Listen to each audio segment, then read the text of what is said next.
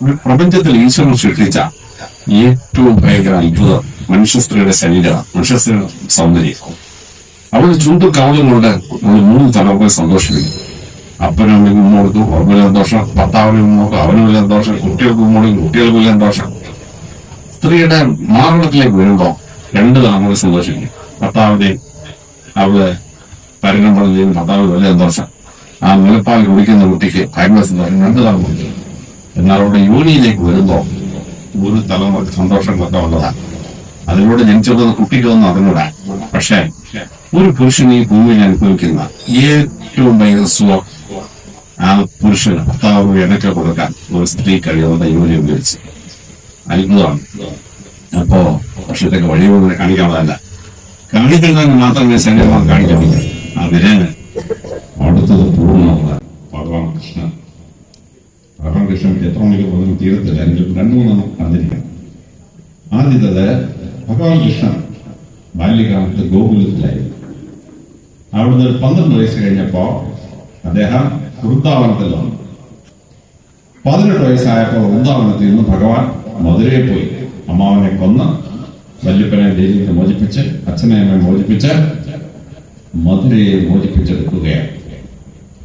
അപ്പോ ഭഗവാൻകൃഷ്ണൻ അപ്പനും എത്ര പോലെ ജയിലിൽ കിടന്നത്? 12 കൊല്ലം കൊണ്ടാണ് 8 മക്കളെ പ്രസവിച്ചത്. ഭഗവാൻ 8 മക്കളെ പ്രസവിച്ചത്. അത് കഴിഞ്ഞ് ഭഗവാന് 18 വയസ്സായപ്പോഴാണ് ഭഗവാൻ വന്നിട്ട് കംസനെ കൊന്ന് അപ്പനെ മോചിക്കുന്നത്. അതായത് ഭഗവാൻ കൃഷ്ണന്റെ അച്ഛനമ്മ ജയിലിൽ കിടന്ന് 30 വർഷമാണ്. 30 വർഷം ഡബിൾ ജീവനത്തൊക്കെ കൂടുതലാണ്. അച്ഛനമ്മ മോചിപ്പിച്ചു, അച്ഛനെ മോചിപ്പിച്ചു. അത് കഴിഞ്ഞ് ഭഗവാൻ അവിടുന്ന് ദ്വാരയിലേക്ക് പോയി. ഗോകുലത്ത് നിന്ന് വൃന്ദാവനത്തിൽ പോയ ഭഗവാൻ ഒരിക്കൽ പോലും ഗോകുലത്തിൽ പോയില്ല, തിരിച്ചു പോയില്ല. വൃന്ദാവനത്തിൽ നിന്ന് മധുര വന്ന ഭഗവാൻ ഒരിക്കൽ പോലും വൃന്ദാവനം തിരിച്ചു പോയില്ല. മധുരയിൽ നിന്ന് ദ്വാരകയിൽ പോയ ഭഗവാൻ ഒറ്റ തവണ പോലും മധുരയ്ക്ക് തിരിച്ചു പോയില്ല. എന്താണ് ഭാവം നമ്മളെ പഠിപ്പിക്കുന്നത്? നമ്മൾ ഒരിക്കൽ never look to the past.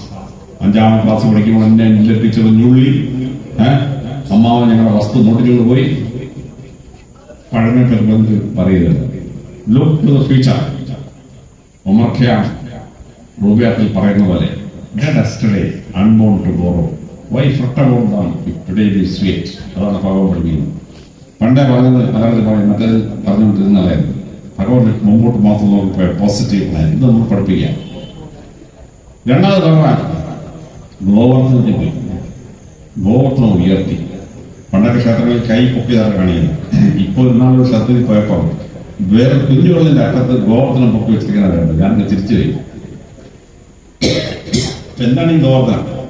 ഞാൻ പോയി ഗോവർദ്ധനം കാണാൻ പോയി. 8 കിലോമീറ്റർ നീളം, 4 കിലോമീറ്റർ വീതിയുള്ള പർവ്വത നിരയാണ് ഈ ഗോവർദ്ധനം എന്ന് പറയുന്നത്.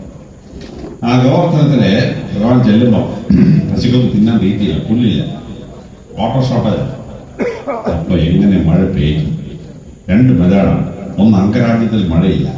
ഭഗവാൻ എന്ത് ചെയ്തു? ഋഷിശിക്ക് മുന്നിൽ കൊണ്ടുവന്നു. 42 ദിവസം യാഗം ചെയ്ത അവസാനം മഴ പെയ്തു. വളർത്തു മകളെ അവർക്ക് കല്യാണം കഴിച്ചു. പെണ്ണെന്താണെന്നറിയാത്ത തലേ കൊമ്പുള്ള ഋഷിക്ക് വളർത്തു മകൾ. ആരാണ് വളർത്തു മകൾ? ശ്രീരാമന്റെ 3 പെങ്ങള് ശാന്ത.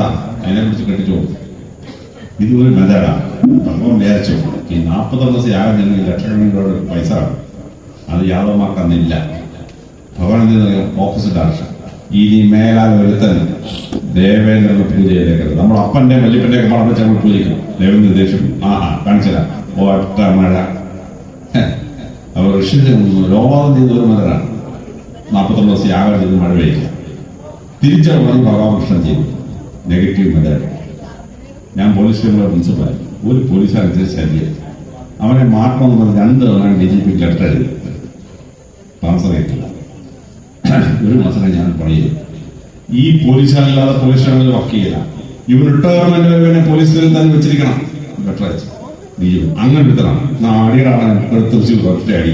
ഞാൻ ഭാഗവതം വായിച്ചതുകൊണ്ടാണ് ഭാഗകൃഷ്ണ പണി ഞാൻ DGP വെച്ചു കൊടുത്തത്. മാറ്റാൻ DGP മാറ്റിയ തിരിച്ചിട്ട് പോയ വെച്ച് ഇവനില്ലെങ്കിൽ PDC വർക്ക് ചെയ്ത ഇവനെ ട്രാൻസ്ഫർ ചെയ്തെന്ന് വിചാരിച്ചു. അപ്പൊ DGP ട്രാൻസ്ഫർ ചെയ്തു. ഇത് ഭഗവാൻകൃഷ്ണന്റെ പരിപാടിയാണ്. നെഗറ്റീവ് മഴ വെച്ച് ഭഗവാൻകൃഷ്ണന്റെ അറിയാമോ?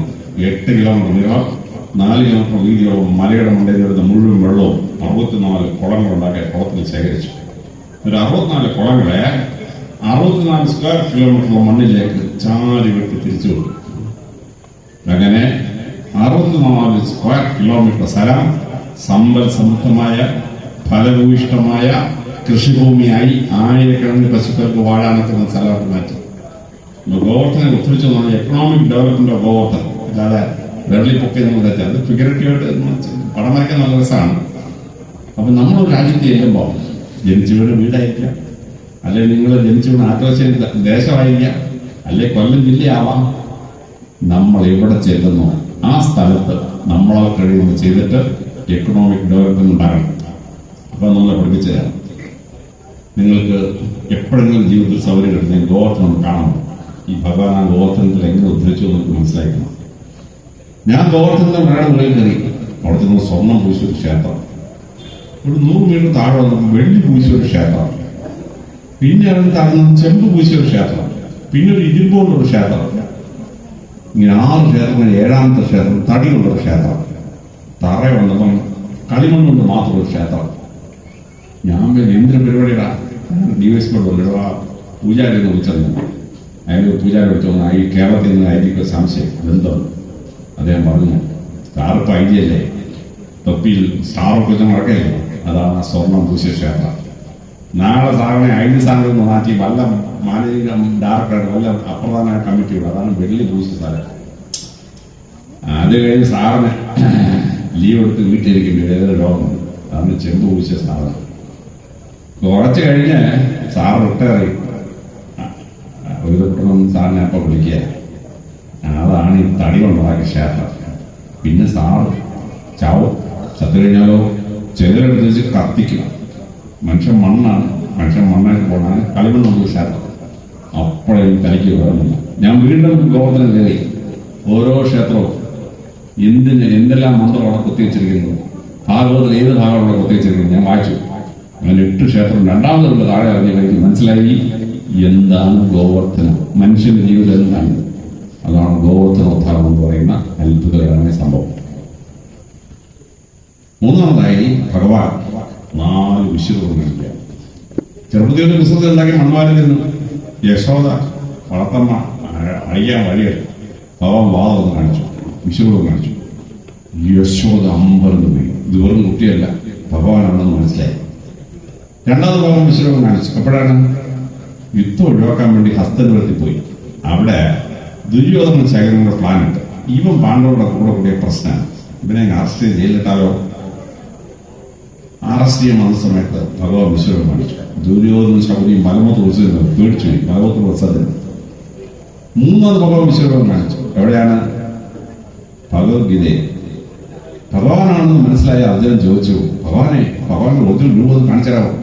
ഭഗവാൻ പറഞ്ഞു, അർജുന നിനക്ക് ഞാൻ കപ്പാസിറ്റി ഒന്നും തോന്നുന്നില്ല. എങ്കിലും ഭഗവാൻ അർജുനൻ ഷേപ്പാക്കി. 9-10 അധ്യായങ്ങൾ 11ാം അധ്യായത്തിൽ ഭഗവാൻ വിശ്വരൂപം കാണിച്ചു കൊടുത്തു അർജുനൻ. മെക്സിക്കോയിൽ ആദ്യത്തെ ആറ്റബോംബ് പൊട്ടിക്കുകയാണ്. ഓപ്പൻഹൈമറാണ് ശാസ്ത്രജ്ഞൻ. ആറ്റബോംബ് പൊട്ടുന്ന ഇവർ 8 കിലോമീറ്റർ ദൂരത്തിലൊരു സ്റ്റീൽ ഗോപുരത്തിൽ നിന്നും ടെലസ്കോപ്പ് വെച്ച് കണ്ടുകൊണ്ടിരിക്കുകയാണ്. ആറ്റബോംബും കൂടെ പൊട്ടി. അയാൾ പഠിച്ച ജർമ്മൻ ഭാഷയിലും ഇംഗ്ലീഷ് ഭാഷയിലും ഒന്നും തന്നെ വർണ്ണിക്കാനായിട്ട് പറ്റിയത്. പക്ഷെ ഓപ്പൻഹൈമർ ബെർലിനിലെ ഇൻഡോളജി ക്ലാസ്സിൽ ഭഗവത്ഗീത പഠിച്ചിട്ടുണ്ട്. വർണ്ണിക്കാൻ ആദ്യമായി ഓപ്പൺഹൈമർ ചെയ്യുന്നതെന്നറിയാമോ? വിശ്വരൂപം കണ്ടപ്പോ അർജുനൻ ഭഗവത്ഗീതയിൽ 11ാം അധ്യായത്തിൽ പറഞ്ഞ ഭാഗമാണ് ഓപ്പൺഹൈമർ പറയുന്നത്. കോടി കോടി സൂര്യപ്രഭ എന്ന ശ്ലോകം കൊടുത്തിരിക്കുക. ഓപ്പൺഹൈമർ സിനിമയാണ്. നിങ്ങൾ ടെലിവിഷനിൽ കണ്ടാൽ ഇപ്പോഴേ മനസ്സിലാവും. അതാണ് 3ാമത്തെ വിശ്വരൂപം. 4ാമത്തെ വിശ്വരൂപം ഭീഷ്മർ മരണശയ്യയിൽ കിടക്കാൻ. ഭീഷ്മർ ഉത്തരായന കാലത്ത് മാത്രമേ മരിക്കാവൂ. അതുകൊണ്ടാണ് ദക്ഷിണായന കാലത്ത് യുദ്ധം നടത്തിയത്. ഉത്തരായനം തുടങ്ങുന്നതെന്നാണ്? മകരസംക്രാന്തി. നമ്മുടെ ശബരിമലയിൽ മകരസംക്രാന്തിക്കാണ് തെക്കോട്ട് പോയി സൂര്യൻ വടക്കോട്ട് തുടങ്ങുന്നത്. മകരസംക്രാന്തി രാവിലെ ഭഗവാൻ ഭീഷ്മർ എടുത്തു. ഭഗവാനെ കണ്ടുടങ്ങിയ ഭീഷ്മർ, എന്റെ കൃഷ്ണ, നീ വിഷ്ണു ഭഗവാനാണ്, എനിക്ക് പണ്ട് അറിയാൻ കൃഷ്ണ എന്ന് പറഞ്ഞ് വിഷ്ണു സഹസ്രനാമ സ്തോത്രം. യജ്ഞാനൻ ഒരുപക്ഷെ ഒരു ദിവസം വിഷ്ണു സഹസ്രനാമ സ്തോത്രമുണ്ട്. അന്ന് ഒരാളും ക്ലാസ് വിട്ടേക്കരുത്. ഭഗവാൻ ആരാണെന്ന് ഭഗവാൻ 1000 പര്യാവതങ്ങളിൽ വർണ്ണിക്കാം. ഞങ്ങൾക്കൊക്കെ ദൈവത്തിന് ഒരു പേരുള്ളൂ കേട്ടോ. യഹൂദന്മാർക്ക് യാവേ, ഞങ്ങൾക്ക് ക്രിസ്തു, മുസ്ലിംക്ക് അള്ളാഹു. ഹിന്ദുക്കൾ അങ്ങനെയല്ല. പരമശിവന് ശിവസഹസ്രനാമം, വിഷ്ണു ഭഗവാൻ വിഷ്ണു സഹസ്രനാമം, ഭഗവതിക്ക് ലളിത സഹസ്രനാമം, സുബ്രഹ്മണ്യ സഹസ്രനാമം, ഗണപതി സഹസ്രനാമം, ഹനുമാൻ സഹസ്രനാമം, അയ്യപ്പ സഹസ്രനാമം, ഇങ്ങനെയൊക്കെ പരിപാടി.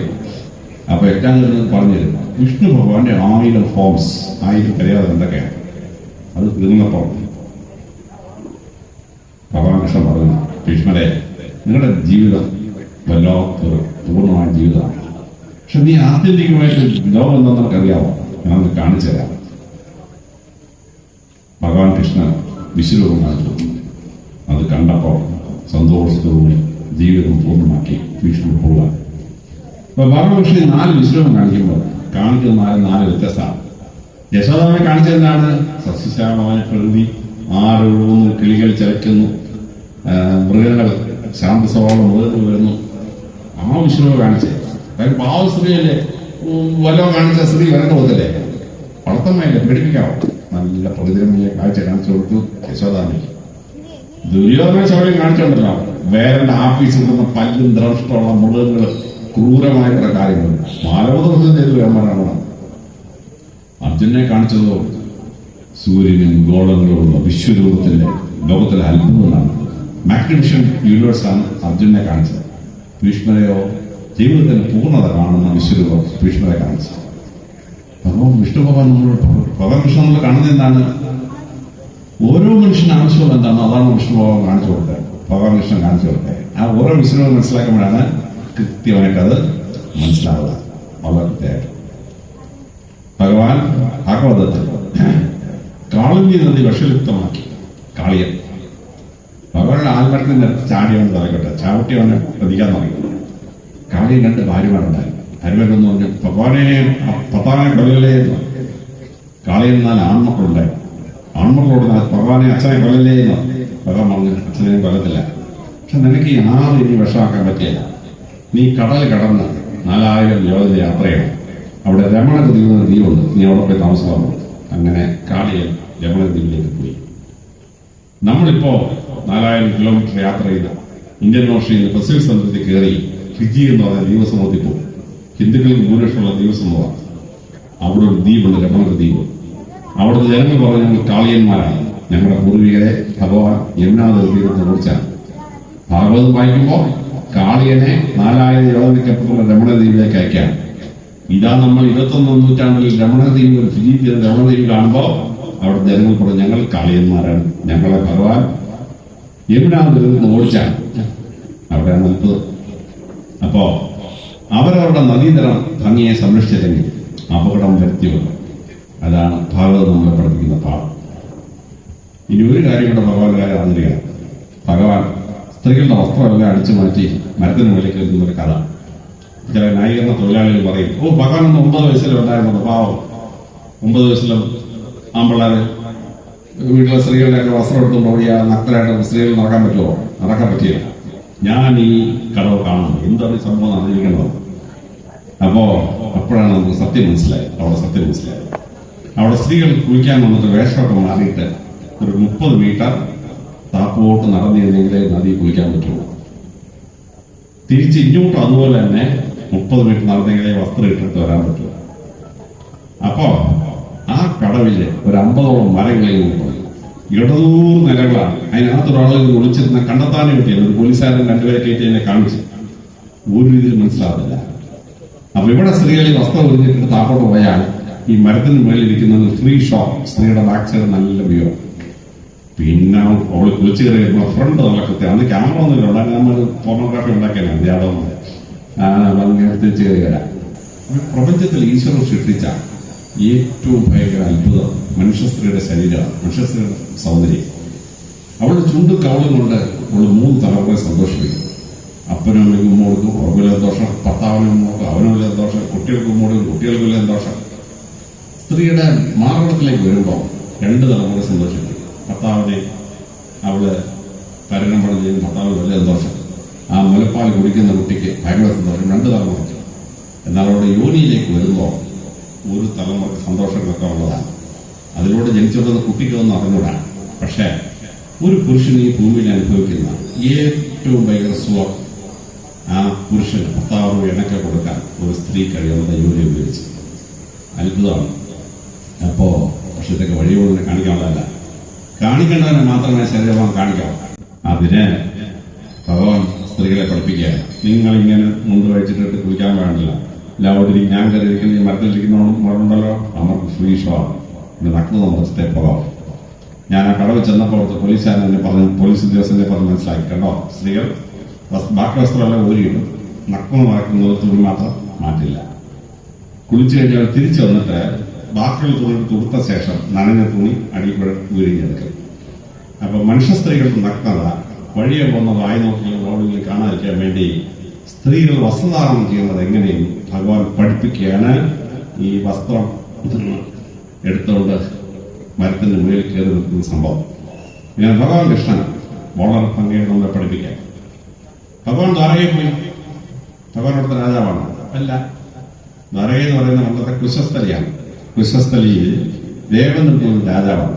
അദ്ദേഹത്തിന് 3 ആൺമക്കളും ഒരു മകളാണ്. ഈ രേവതി ആരെ കൊണ്ട് കല്യാണം കഴിപ്പിക്കണം? ആ ദേവന്തൻ പോയിട്ട് ബ്രഹ്മാവിനോട് ചോദിച്ചു. നമ്മളൊക്കെ മാനേജ് പുറപ്പെടുത്തു. ബ്രഹ്മാവ് പറഞ്ഞു, വിഷ്ണു ഭഗവാൻ ഭൂമിയിൽ അവതരിച്ചിട്ടുണ്ട് ശ്രീകൃഷ്ണനായിട്ട്, അദ്ദേഹത്തിന് ചേട്ടനുണ്ട് ബലരാമൻ, അയാളെ കെട്ടിച്ചോളാം. അങ്ങനെ അദ്ദേഹത്തിന് കെട്ടിക്കണം. അതാണ് ശ്രീരാമന് ശേഷം വന്ന് ബലരാമന്റെ അവതാരം. അത് കഴിഞ്ഞാൽ ഭഗവാൻ വരുന്നു. ബലരാമനെ കല്യാണം കഴിച്ച് ദേവതയോടൊപ്പം ബലരാമൻ അവിടെ എത്തുമ്പോ അവിടെ രേവന്തൻ രാജ്യം 4ആയി ഭാഗിച്ചു. ഒരു ഭാഗം മകൾക്ക് സ്ത്രീധനം കൊടുത്തു. ആ രേവന്തൻ വിശ്വസ്തരുടെ 4-1 ആ മകൾ കൊടുത്ത സ്ഥലമാണ് ദ്വാരക. അവിടെ ബലരാമന് കൂടെ ശ്രീകൃഷ്ണൻ കൂടെ വന്നു. ബലരാമൻ ശ്രീകൃഷ്ണൻ അവിടെ ഒരു കാര്യമില്ല, ചേട്ടത്തിയുള്ള സ്ത്രീനാണ്. പക്ഷേ ശ്രീകൃഷ്ണൻ അവിടെ ദ്വാരകയില്ല.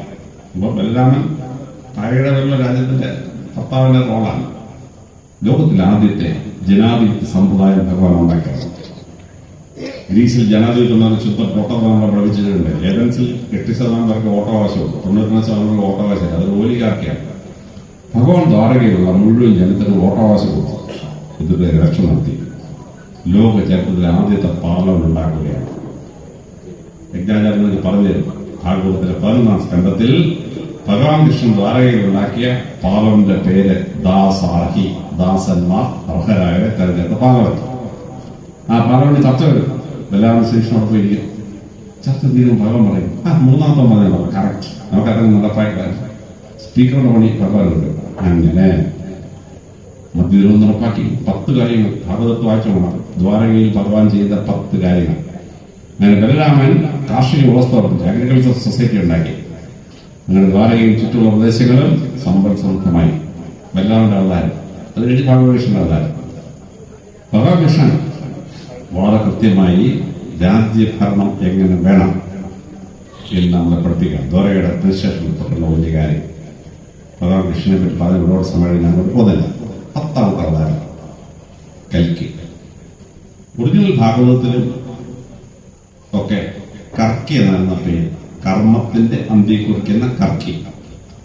പക്ഷെ ലൗകിക സംസ്കൃതം വന്നപ്പോ ഈ കർക്കി എന്നുള്ള വാക്ക് കൽക്കി എന്നാക്കി, കാലത്തിന്റെ അന്ത്യം കുറിക്കുന്ന കൽക്കി.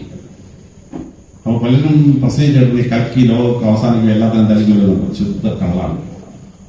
കൽക്കി ദുഷ്ടന്മാരെ അമർത്തിയത ശേഷം കലിയുഗത്തിൽ നിന്ന് ലോകത്തെ കൃതയുഗത്തിലേക്ക് കൊണ്ടുപോകും. കൃതയുഗത്തിൽ 4 കാലം നിൽക്കും, ത്രേതായുഗത്തിൽ 3 കാലം, ദ്വാപരയുഗത്തിൽ 2 കാലം, കലിയുഗത്തിൽ 1 കാലില്ല. ഈ 1 കാലിൽ നിൽക്കുന്ന കലിയുഗത്തിൽ ദുഷ്ടന്മാരെ അമർത്തിയത ശേഷം കൃതയുഗത്തിലേക്ക് ലോകത്തെ കൊണ്ടുപോകുന്ന ആളാണ് കൽക്കി. വളരെ ശ്രദ്ധേയമായി. അപ്പോ ഭാഗവതത്തിലെ ദശാവതാര കഥ കേട്ടോണം, കഥ ആസ്വദിച്ചോണം. പക്ഷെ 21-ാം നൂറ്റാണ്ട് ജീവിതം നിങ്ങൾ ഞാൻ ഭാഗവതത്തിൽ എന്ത് പഠിക്കണം? അത് കൃത്യമായിട്ട് പഠിക്കണം. മറ്റത്തെ കഥ പറയുന്ന കഥ കേട്ടോണം. പക്ഷെ practical lesson four 21st century നമ്മൾ പഠിച്ചിരിക്കുക.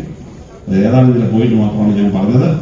ഈ അടുത്ത 7 ദിവസം നിങ്ങൾക്ക് ഈ സപ്താഹത്തിലൂടെ ഭാഗവതത്തിന്റെ ബാലപാഠങ്ങൾ പഠിച്ച് ആട്ടുവാശ്ശേരി മാത്രമല്ല, കൊല്ലം ജില്ലയെ മാത്രമല്ല, ലോകത്തെ അത്ഭുതകരമായി മാറ്റാൻ നിങ്ങൾക്ക് ഏവർക്കും കഴിയട്ടെ. ചരിത്രപ്രസിദ്ധമായ മണ്ണിൽ വരാനും ചരിത്രപ്രസിദ്ധമായ ക്ഷേത്രത്തിൽ പ്രസംഗിക്കാൻ കഴിഞ്ഞ ഭാഗ്യം കരുതുന്നു നിങ്ങൾക്ക് എല്ലാവർക്കും ഭാഗവതത്തിന്റെ പാഠങ്ങൾ പഠിക്കാനും ഐശ്വര്യമായ ജീവിതം ഉണ്ടാവാനും ഈശ്വരൻ സഹായിക്കട്ടെ എന്ന് പ്രാർത്ഥിച്ചുകൊണ്ട് എന്റെ വാക്കുകൾ ഉപസംഹരിക്കുന്നു. നമസ്കാരം.